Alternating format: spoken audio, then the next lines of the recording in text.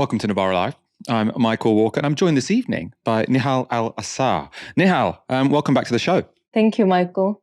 A pleasure to have you on again. And we've got lots of important stories tonight. We're talking about Rishi Sunak's really quite grotesque new bill, which he thinks will stop the boats coming across the channel, but also seems to be against international law. We have some original reporting actually on the asylum crisis. We're talking about Matt Hancock, Boris Johnson, Keir Starmer, all the big names are in there. None of them look good, I promise you. Rishi Sunak has announced his plans to bring forward new legislation to stop small boat channel crossings. And the right-wing press is lapping it up. This was today's headline in the Express. Ending channel migrant crisis can win election. So that's clearly the headline of a newspaper that is interested in the actual human rights issues of asylum law. Also seems a little bit delusional to me. The details of the plan haven't yet been announced, but the Times was briefed the broad strokes in advance, and it reports this. The Prime Minister and his Home Secretary will reveal legislation that will make all asylum claims from those who come to the UK on small boats inadmissible, placing a duty on Braverman to remove as soon as reasonably practicable anyone who has come to the UK on small boats to Rwanda or another safe third country. They will be barred from claiming asylum while in the UK, and once removed, they will be permanently banned from returning. At present, asylum seekers have the right to remain in the country to have their case heard. What the Tories are calling the illegal immigration bill is set to be introduced to Parliament by Suella Braverman on Tuesday. It's also said to contain a clause which would act as a, quote, rights break, stopping asylum seekers from using human rights law to challenge deportation orders.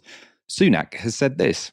Since becoming Prime Minister, he says, I have made the issue of illegal migration one of my top 5 priorities, pledging to stop the boats once and for all.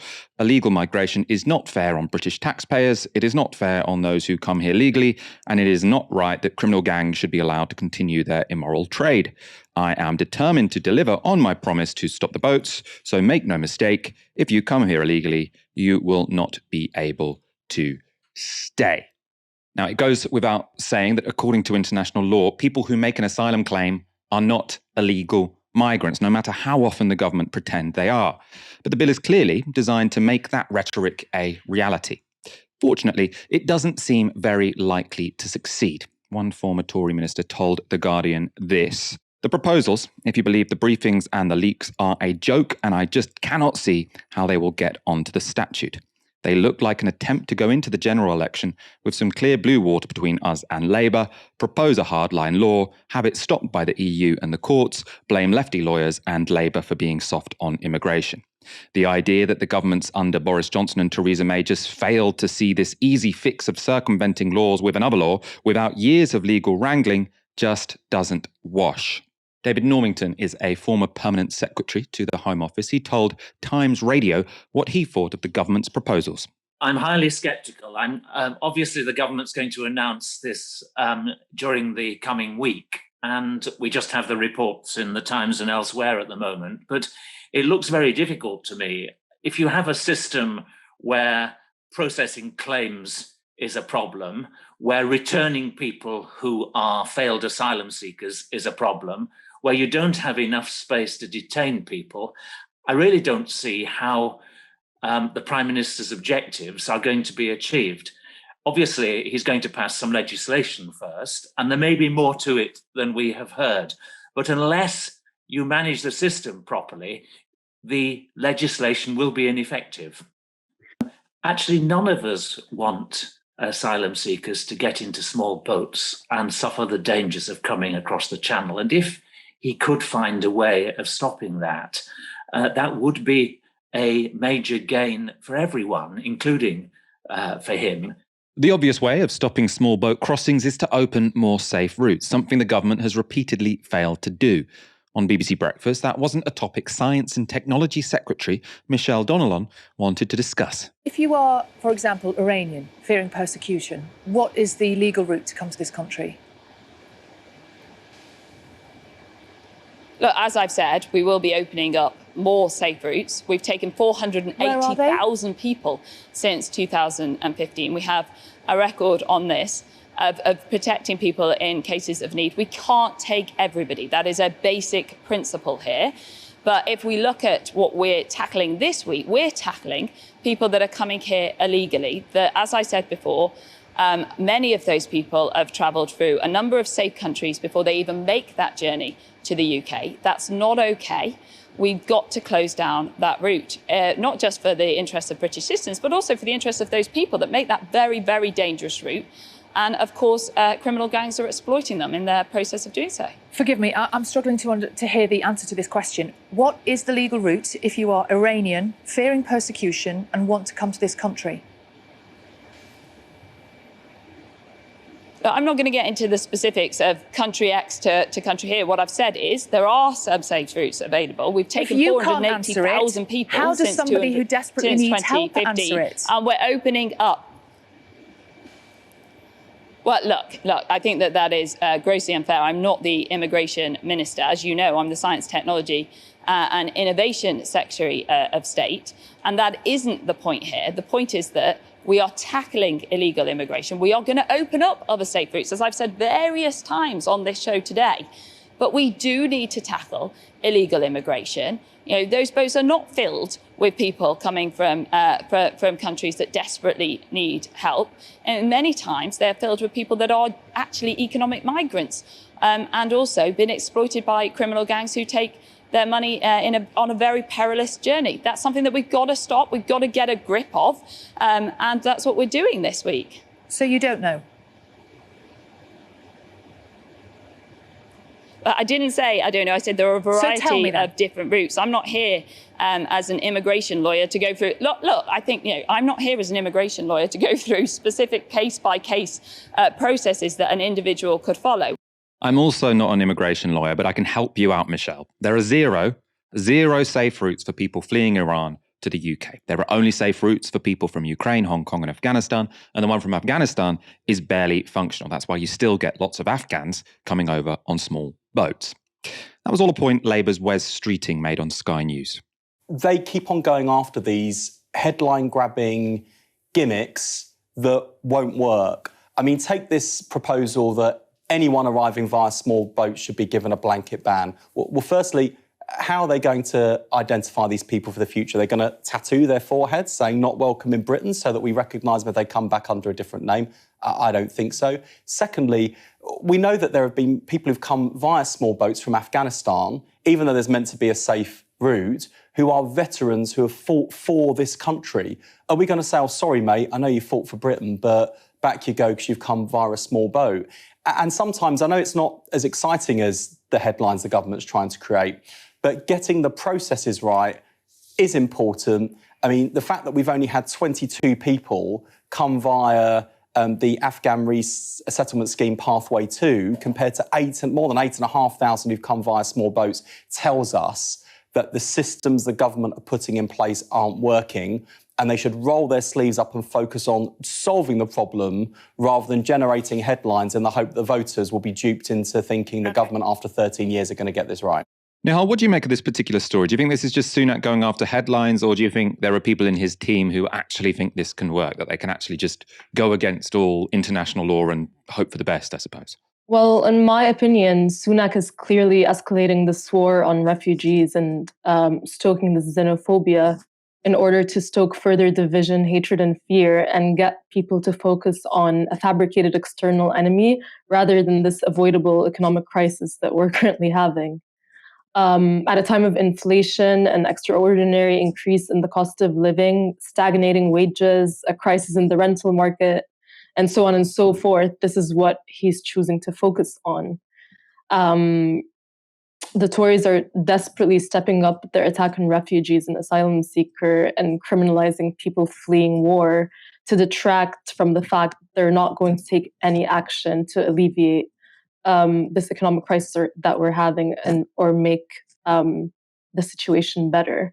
And like you said, Michael, we must remember three things. That firstly, under international law, it is not illegal to cross the channel, and that refugees are not invaders and they're not illegal. Anyone has the right to apply for asylum in any country that signed the 1951 convention. Amidst all of this stoking of fear, last year, approximately 79.5 million refugees were forced to flee their homes. And for its share, Britain only took around 20,000 refugees, which is approximately 0.026% of this number. So it logically doesn't make sense to be having this public meltdown over this. Like I said, I think it is a plan to make you focused on this external threat and distract you from the fact that the Prime Minister is not willing to do anything to address or roll back some of these rising costs. And as was mentioned before, of course, this is a strategy that could be a hardline view that could be used in the next general election to separate him from Starmer. And of course, I blame Starmer and the Labour Party for this as well. If the Labour Party keeps moving right with them, then this will keep getting worse, in my opinion, because they're not unchallenged at all. Starmer, the former quote-unquote human rights lawyer, is on LBC every week, mimicking Tory reactionary lines on migration. We saw that, for example, his only objection to the Rwanda deportation agreement was not that it was illegal, not that it was inhumane, but that it was too expensive. Again, like, the only thing he knows how to do is keep saying this, keep, cranking up this law and order rhetoric. We need to, clamp down on illegal migration, on smugglers, but there's no, like you said, Michael, there's no discussion of safe and legal routes and processes. It's not even an option. Usually, when we hear about asylum seekers in hotels, it's when people are protesting outside of them. But what happens when asylum seekers housed in hotels mount protests of their own? That's a reality currently in play at a hotel in Greenwich in South London. There, 37 men, mostly from Syria, Afghanistan, Eritrea and Iran, are protesting their proposed transfer to suburban Bedfordshire. The men have been protesting their removal since last month after 90 fellow residents were moved with only a few hours' notice. Those remaining have now faced down 3 attempts to remove them. Earlier, my colleague Stephen Meffen went to speak to some of the men staying at the hotel, some of whom have been there for 18 months. This is Mohammed, not his real name, explaining why they don't want to move. I'm studying here, 1 year in a college, and if I just study for one more term, I will have a certificate and I can work with them because I have degree from my country and I can work legal here.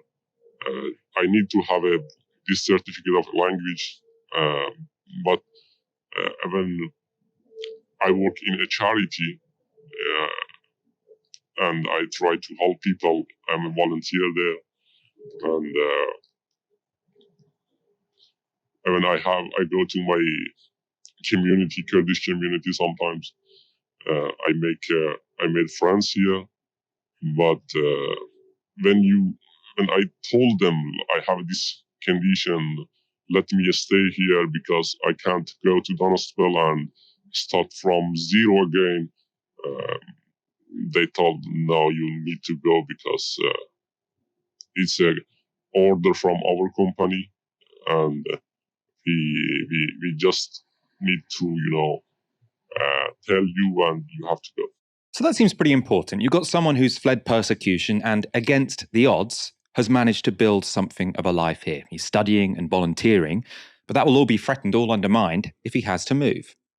But backed by local councillors, organisers and the community, the men are holding out. And that's despite the hotel using some pretty underhand tactics to make their lives even more miserable, as Hussein here explained.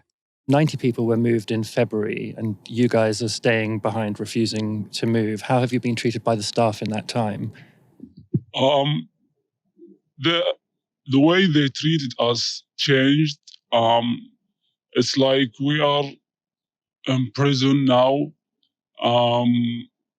We don't feel security. So every time we go out, every time we go in, it's like we're going into prison. The way they feed us, they're giving us some type of food with no taste. Some people have some medical medical issues with this sort of food they're giving us. It's such an awful treatment. Yeah, we heard stories about them threatening to lock you out of your rooms, that kind of thing. Has that been happening? So many times. I'm sleeping in my room and wondering if I'm gonna wake up when the next day in the same room or not. They coming every day, knocking our rooms to go out. Like we living, wondering, are we going to be here tomorrow or no? Now, it's important to note, it's not just the fact that these men have spent a year and a half building a life in South London that makes the men want to stay. We all remember the scenes from the far-right inflamed protest outside of a hotel in Knowsley last month. And the hotel in Bedfordshire, that's where they're supposed to be sent, has now been targeted by the far-right too. It's been named in a patriotic alternative leaflet, resulting in local residents harassing the asylum seekers. The Guardian has reported that asylum seekers have said they are afraid to leave the hotel because local people have been filming them when they go for a walk in the park. So the Guardian write this: the hotel in the Bedfordshire town housing the asylum seekers who come from countries including Yemen, Eritrea and Syria has been the focus of protests by hundreds of local people. And the far-right group Patriotic Alternative has carried out a leafleting campaign naming the hotel and carrying the slogan, "You pay, migrants stay." They are recording us everywhere we go in the park, one asylum seeker told The Guardian. We thought in the UK we would have a better life, but nothing has changed. We don't go outside most of the time. We are in a dangerous situation. We are in risk. The man in the clip we're about to show you is reportedly a member of Patriotic Alternative. He's speaking at a public meeting held in a Dunstable church. It's very telling that a lot of the conversation tonight seems to be around the hotel. But let's not beat around the bush, okay? Everybody, I think, can agree with me that the biggest concern is everybody's welfare and safety. Now, don't take us for fools when you say that these people are refugees. We know they are illegal migrants. If these people were refugees, what are they fleeing from? It's very telling that we're never told what they are fleeing from. What wars are they fleeing from? What countries are they coming from? What are they fleeing? What persecution? We don't know. So we know that they're by definition illegal immigrants, which technically makes them criminals, and they should be treated as such. They shouldn't be put up in 5-star hotels. They should be in cells, and they should be told they are not leaving until they pay for their ticket back. So my question to you is not where are you going to shift them to in a year's time? How are you going to remove them from the country? And don't give me an excuse that, oh, there's the UN refugee document that we signed, or this is the European Court of Human Rights. We voted for Brexit. This is supposed to be a sovereign country. You could easily withdraw from any of those agreements, but you don't. Your party has failed time and time again. In 2010, David Cameron said he was going to get immigration down. How did that work out? We've got higher levels than Tony Blair, and it was his intention to flood this country with migrants on purpose. These people, not all of them, but some of them are going to go on to commit egregious crimes, rape, theft, murder, and there was a reason why the other day there was that ruckus in Kirkby, and we all know why it was, because a migrant was harassing a young girl. That is going to happen in Dunstable. It's going to happen in every single part of the country. So you can see why people might not want to be sent to a hotel in Dunstable, right? Because this is a place where, I mean, we've talked about this on previous shows, right? You've got far-right activists who are trying to inflame the situation, but also you've got an area where a disproportionate number of asylum seekers have been housed in hotels in a rather small town, right? So you can imagine if you're in Greenwich, very diverse, very large place. You know, in London, you don't notice if a few hundred people have been put up in a hotel because there are people everywhere. You know, that's not going to change in any way the nature of the town as you walk around it. But if you put asylum seekers all concentrated in these hotels in small towns which aren't particularly ethnically diverse, then you can see how that becomes a sticking point, how far-right activists end up having an issue that they can organise around. And I can see exactly why, as an asylum seeker, I would dread being moved there if I'm currently building a life in South London. It's also worth noting a lot of those points just completely untrue. I mean, we could probably do a whole episode on debunking all of them, but just a few related studies showing very little or no link between migration and increased crime. Of course, we do know where these people are fleeing from. The House of Commons Library report this. In 2021, 42% were nationals of Middle Eastern countries, which was the highest proportion and number ever recorded.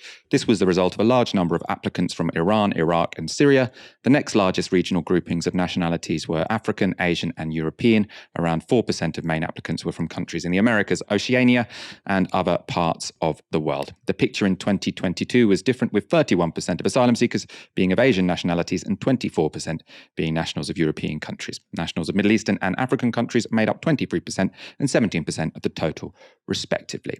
So we know where these people are coming from, and it's clear Syria and Iraq recovering from wars. Iran is a repressive regime, and the change in 2022 to larger European migration is a result of the war in Ukraine. So the idea, where are these people coming from? Where could they possibly? They're coming from war zones and places where people are persecuted. Right?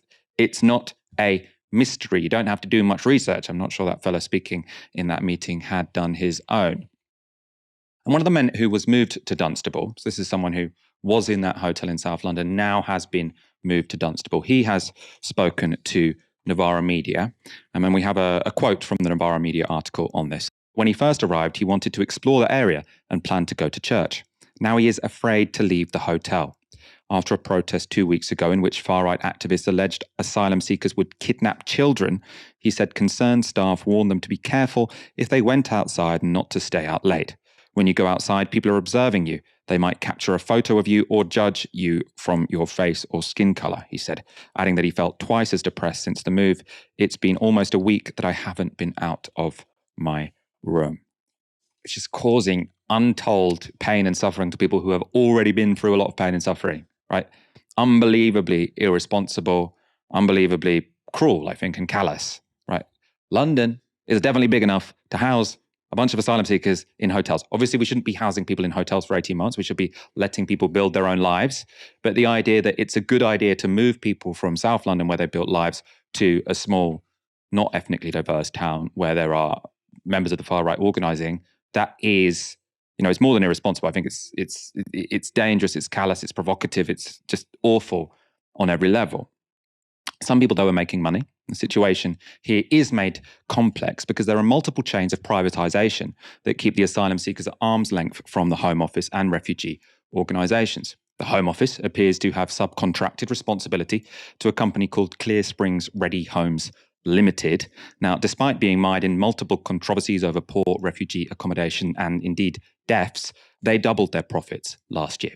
In turn, Clear Springs seemed to have subcontracted the running of the hotel to a separate company, Stay Belvedere Hotels Limited.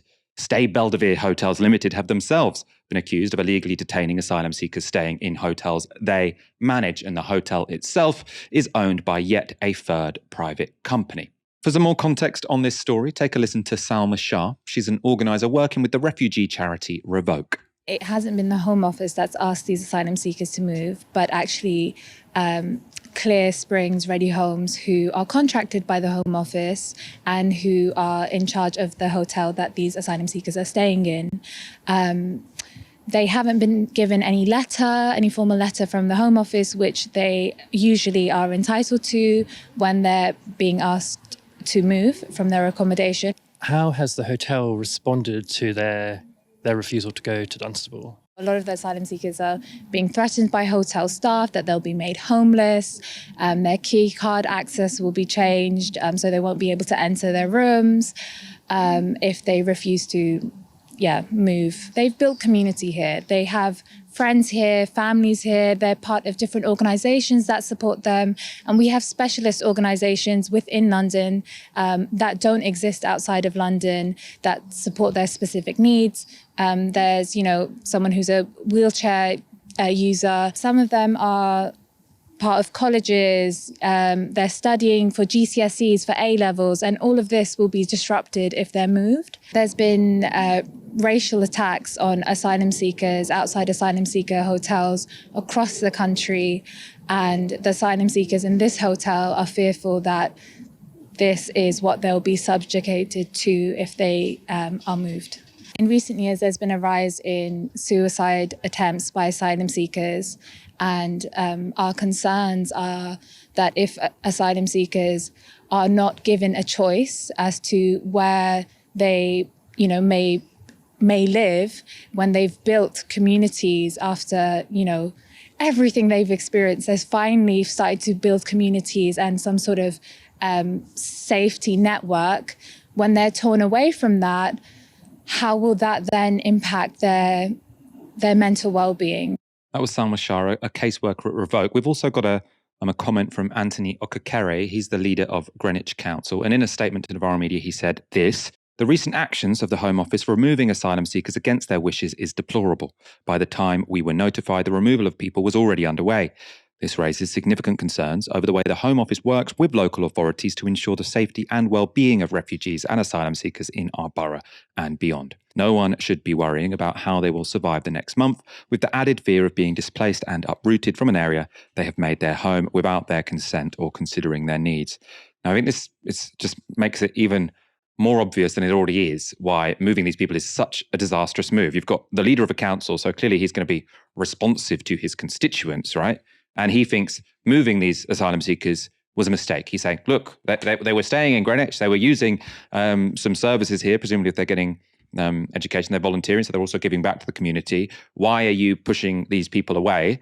And as we've showed you in a previous clip, where they're going, in Bedfordshire, Dunstable, you've got people getting huge rounds of applause in meetings, challenging local politicians to say, why are all these people coming here? So you're moving people from a place where, it seems that they're made relatively welcome to a place where they're not welcome. And again, this is not just because people are headbanging racists, because, well, some of them are. I mean, that guy who gave that speech probably is. But the issue here is if you concentrate people in non-diverse areas where it's very noticeable that you've concentrated a bunch of vulnerable people, that's going to be more contentious than if you house people in city centres, which are already very diverse and which are already, large and crowded, and it is much easier to integrate. Now, there's so much in this story. I suppose, in a way, I want to ask you, and it's so rare to hear a story about resistance from people in these situations, because normally, when we talk about these protests outside asylum hotels, these are just sort of like passive people who we just imagine are sort of terrified and not having much agency of their own. It's interesting to hear sort of people say, no, we won't be moved. We're going to, stand our ground here. Obviously, all the odds are against them. But I mean, what do you make of this story? There's always this expectation that refugees and asylum seekers have no rights and should be just grateful to be here. Even if you, even hostages who are kidnapped have rights, right? We've come to this point where we have to regularly emphasize the humanity of migrants and refugees in order to humanize them. Schrodinger's Migrant, right? They have to be superhuman, but they have to be helpless at the same time. They have to be volunteering for charities, saving children from burning buildings, or being economically useful in some way in order to be granted some sort of humanity. And it still doesn't work most of the time. It's no coincidence that the protests and the attacks against the asylum seekers are happening in tandem with the Rishi Sunak bill. Those protesting and those who create the conditions for this to happen kind of are existing in this like mutually reinforcing vicious cycle that will continue to happen unless something drastic changes. If you head to novaramedia.com, you can read more about this story in this report by my colleague Charlotte England. The link to that is also in the description box below. It can seem hard to find a bigger tit in British politics than Matt Hancock. But this weekend, one made himself known. He's called Jonathan Coad. Joining me to discuss this is none other than media and crisis PR lawyer Jonathan Coad, who was actually recently asked to act for Matt Hancock. Thank you for joining me. Yes, I have to say that's disappointing, because I made it absolutely clear to your programme. I asked them not to disclose that. And that is very, very poor journalism. Okay, well, it seems like, are you okay to carry on, or is that the kind of thing that means you don't want to carry on? No. I'm going to apologise for having that in the... I'll go around, because I disagree with what a lot of you say, but you've stood there in front of a baying audience throwing poo left, right and centre at Matt Hancock, when your own television station has engaged in correspondence with me where I explained that I'm in a position to be able to comment on this, and mentioned that I'd been approached by Matt Hancock. I asked you not to mention that. Well, I apologise that we've mentioned it. Anybody's tempted to take you seriously or your programme seriously, here is a good reason not to. In this moment, I can apologise for including that information. I've just been given the actual email that you sent to my producer, which they'd like me to read out. As a courtesy to the lady who approached me to act for MH, Matt Hancock, I would be grateful if it was mentioned that he asked me to act for him. So it seems that you actually... You're absolutely right that it's my mistake. I missed out the knot. I take all of that back. My abject apologies. You're right and I'm wrong. No, fair dues. I'm absolutely wrong about that. My apologies. That was Jonathan Coad, a crisis and PR manager. If you work in crisis and PR, it's very important to recognise where to put a knot and where not to put a knot. That was incredibly embarrassing. For his part, and I suppose to add even more confusion into the story, Matt Hancock has now denied that anyone from his team ever asked this man for his services. I doubt he will be getting them from now on, whatever the case, whatever was the truth.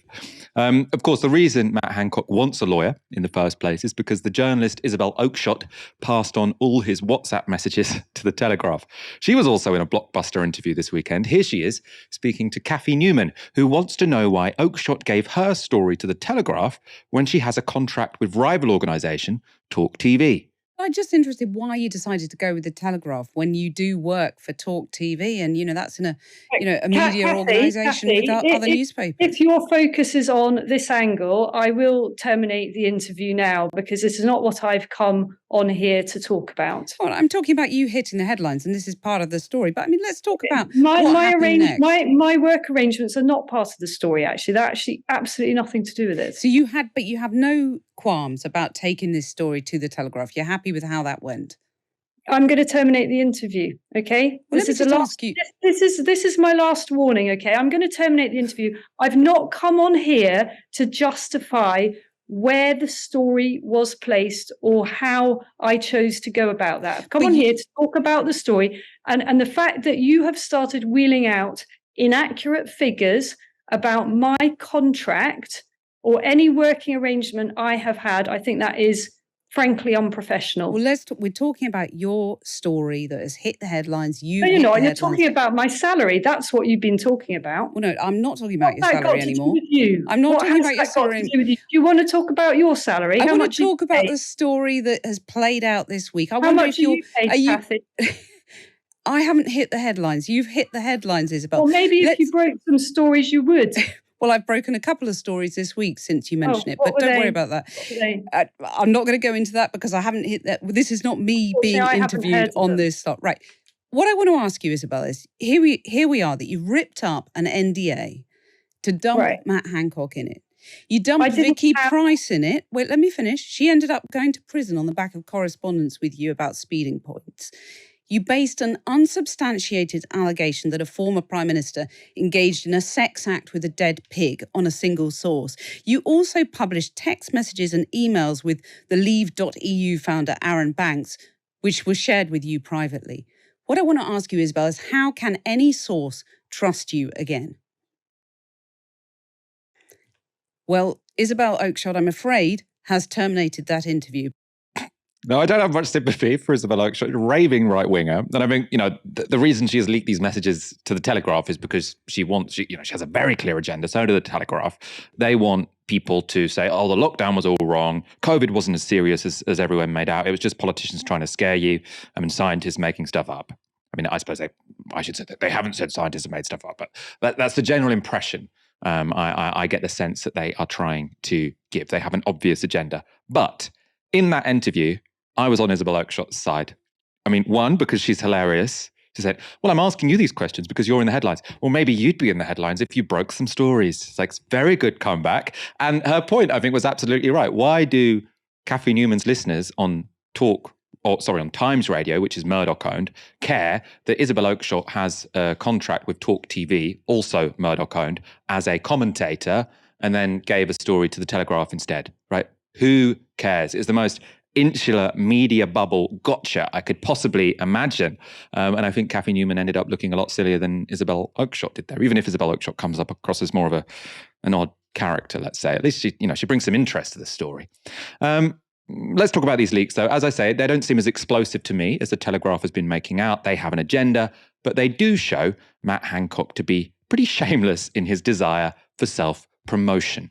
Now, this is a message from early on in the pandemic when promising news first emerged about the Oxford vaccine. So Matt Hancock is speaking to one of his closest aides at the time, Jamie Joku Goodwin, and Hancock begins by saying this: "Front pages on vaccine are unreal. You were totally right. I must own this. I need to meet this scientist who is at the same Oxford college I was at."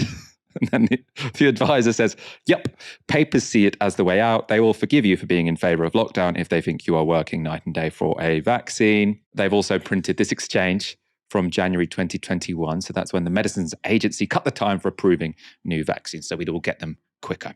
Now, it's between Hancock and his media advisor at the time, Damon Poole, and Hancock says this: "Send me the Mail story."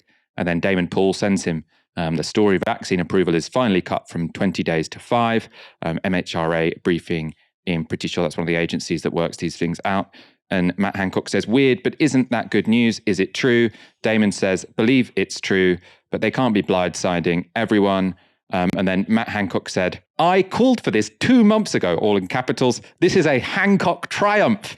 And if it is true, we need to accelerate massively." And then Damon Poole says, "Okay." And Matt Hancock saying, "This is a Hancock triumph."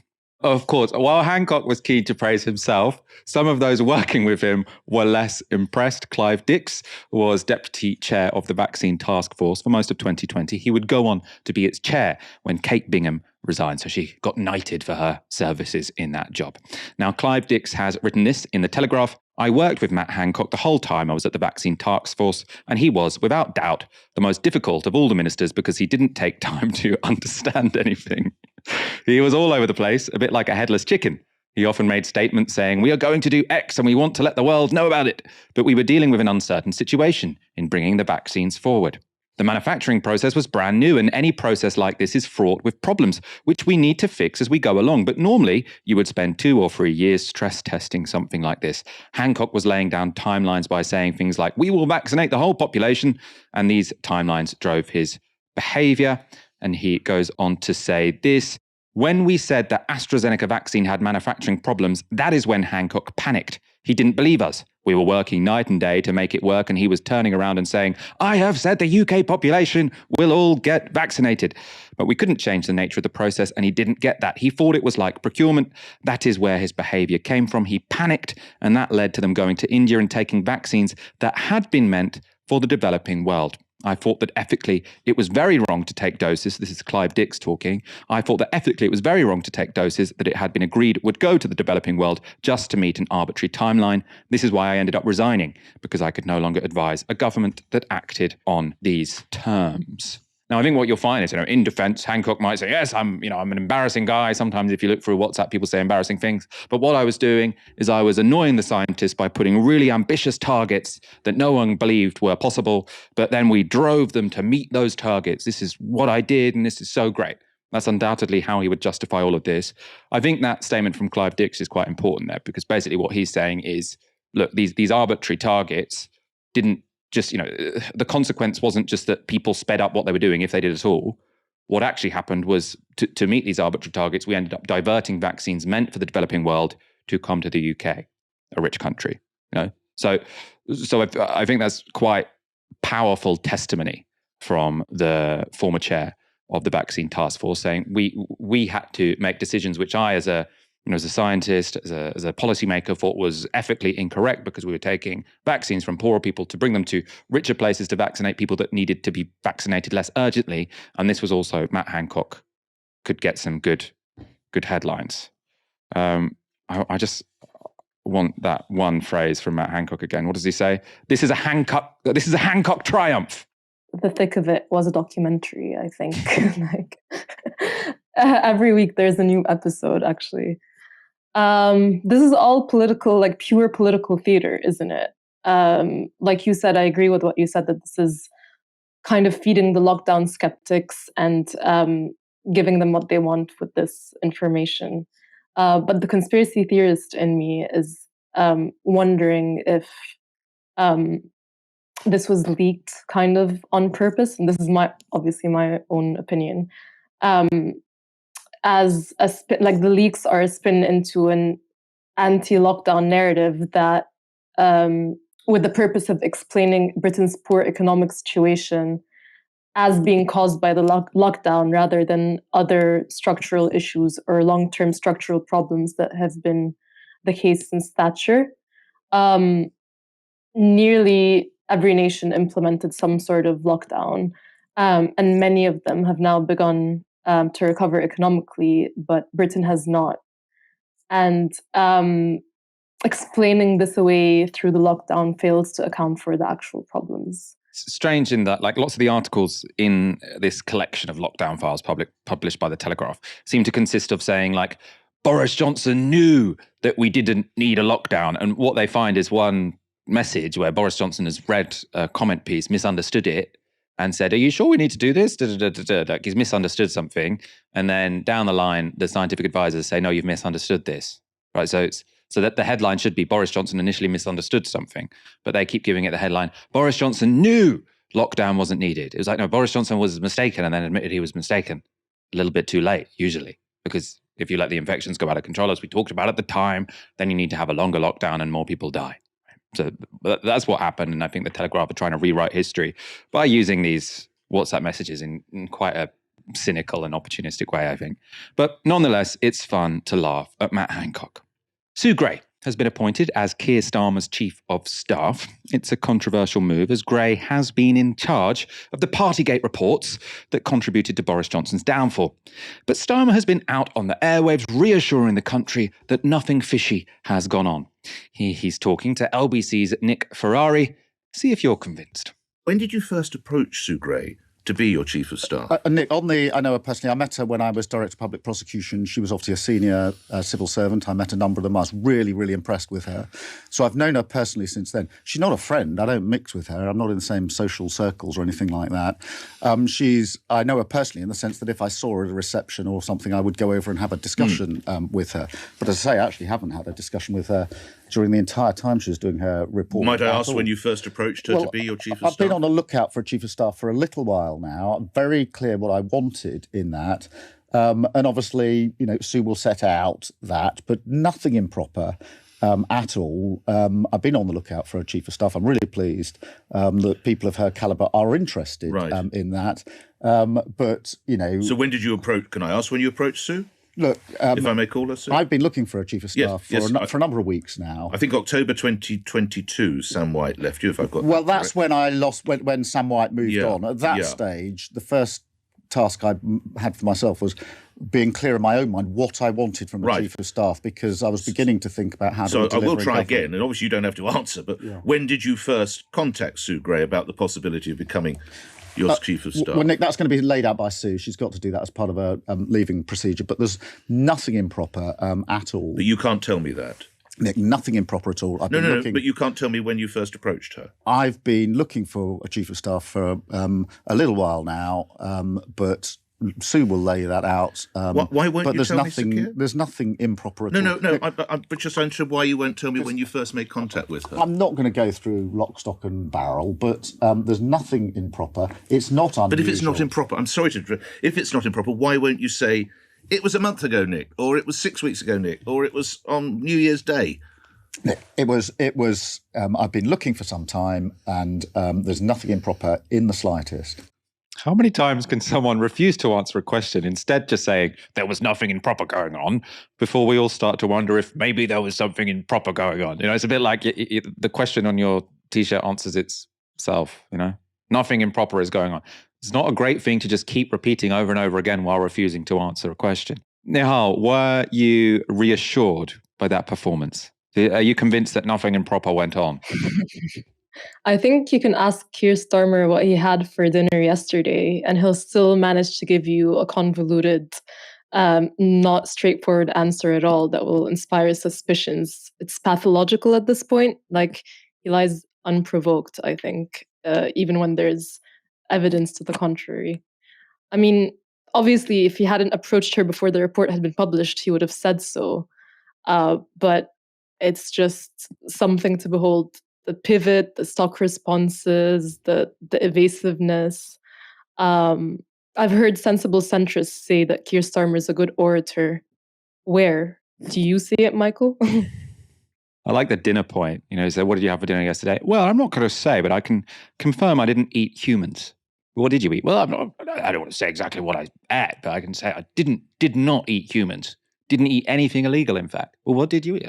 All I'm going to say is I didn't eat humans. I didn't eat anything. I didn't eat dogs either, actually. I didn't eat dogs. What did just say, just say what you had, babe. No, it's not a big deal. Boris Johnson, that great figure of honour and propriety, has decided to knight his father. That's right. It's time to get ready for Sir Stanley Johnson. The story was broken by The Times, who say Stanley Johnson is one of 100 people nominated for titles in Boris Johnson's resignation honours. Interestingly, The Times doesn't suggest what Stanley Johnson would be knighted for, but reasons abound as to why he shouldn't get an honour. Caroline Noakes is a long-standing Tory MP who in 2021 said this on Sky News. I've had male MPs stick their hands on my backside in Strangers Bar. I can wind the clock back. And I can remember a really prominent man smacking me on the backside about as hard as he could and going, "Oh, Romsey, you've got a lovely seat." Oh, gross. I'd have punched him in the face. That's my problem, is that I didn't punch Stanley Johnson in the face. Stanley Johnson. Stanley Johnson did that to me ahead of the 05 election. So it was Blackpool, I don't know what years, 2003. What did you do? I didn't do anything. And that I feel ashamed by that. No, you shouldn't feel ashamed by that. Because when I say I'd have punched him in the face, that's because I am... now, you probably would. Now, you would probably say something. After Noakes made that revelation, someone else came forward. Political correspondent for the New Statesman, Alva Ray, said that Johnson had groped her at a party at Conservative conference in 2019. Stanley Johnson, of course. Stanley Johnson is also subject to allegations of serious domestic abuse. The journalist Tom Bauer wrote about his relationship to his first wife, Charlotte, who would go on to suffer a nervous breakdown. Bauer writes this. Over the years, Stanley has pleaded ignorance about the causes of his wife's depression. I never got to the bottom of it, he said in 2019. It was too complicated for me and a mystery. Charlotte corrects Stanley's recollection. The doctors at the Maudsley spoke to Stanley about his abuse of me. He had hit me, she recalls. He broke my nose. He made me feel like I deserved it. As I said, The Times doesn't state what would be the positive reason for giving Stanley Johnson a knighthood, but one would presume his long-standing commitment to environmentalism will eventually be cited. We can get a flavour of that in this interview from 2012. You have to get population under control as well, because if you look at it in sheer economic terms, how can you sustain increases in per capita income at a time when you have rising population without rising economic growth? Whereas if you have a declining population, which is what I would aim for, then of course even a stable economic growth situation will give you increases in per capita income. So that's where I stand on that. Do you have a sense of what the carrying capacity of Britain is, or of the world as a whole? Or? Well, Britain, I put it at 10 or 15 million. I think that'd be absolutely fine. I mean, that would do us really splendidly. At a limit, 2025, I think it's complete nonsense that we are now confronted with an island, would you believe it, of 70 million people. I wrote a paper, I think it's the only paper the Conservative Party has ever published, and it was published as an old Queen Street paper in June 1972, oddly enough. And it was called Britain Needs a Population Policy.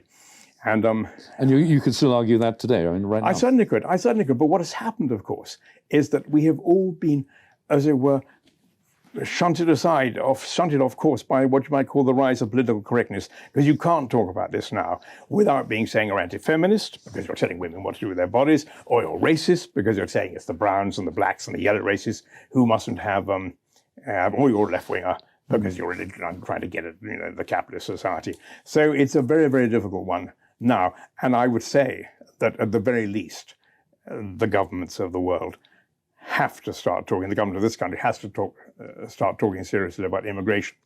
Because if you look at the rise in Britain's population now, you will see that, as it were, there is a really serious differential in the fertility of the immigrant population to the fertility of what you might call the indigenous population. So anyway, but this is very political stuff, not one for Guardian readers. That was Stanley Johnson talking about the black, brown and yellow races and saying immigrants have too many children. The same Stanley Johnson, we should say, who had 6 children himself and whose son Boris had another 7. The establishment is the same, be it Keir Starmer, be it Boris Johnson. They're making fun of you. They're laughing at your face.